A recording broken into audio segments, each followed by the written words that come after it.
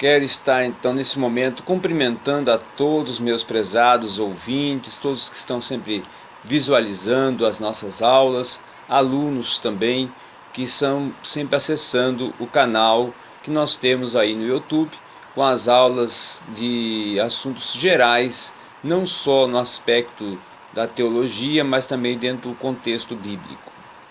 Nós hoje vamos falar sobre um assunto muito importante, que é a Mishnah e o Tanahim. A Mishnah é importante nós colocarmos que ela não era um código de lei.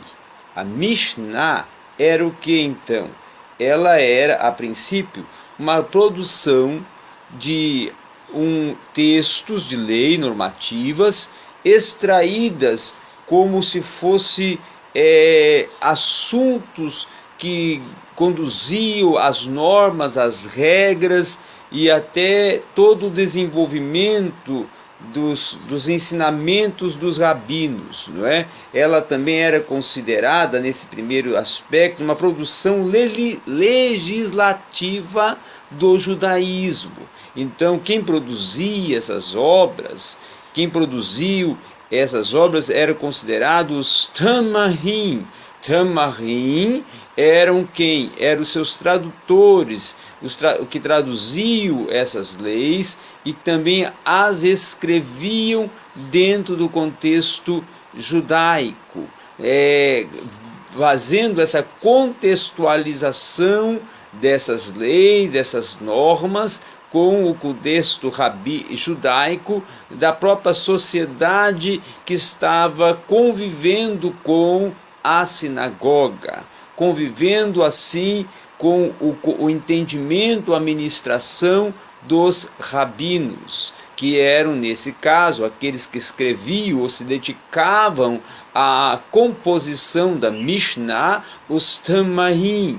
Depois, dentro deste próximo contexto, e dentro de um contexto que nós estamos tratando, nós vamos ter também aqueles que nós consideramos os Gemaras, ou seja, os códigos de lei desenvolvidos como ensinos, ou seja, o comentário dos ensinamentos dos rabinos. Eram comentários que os rabinos, que eram os intérpretes chamados Hamoraim, aqueles que interpretavam a Mishnah, faziam uns comentários através na Gemara, comentários das leis e das normas implícitas na Mishnah, a fim de que fosse ensinado na sinagoga qual que era a posição, qual que era a interpretação, qual que era a aplicação de cada uma daquelas normas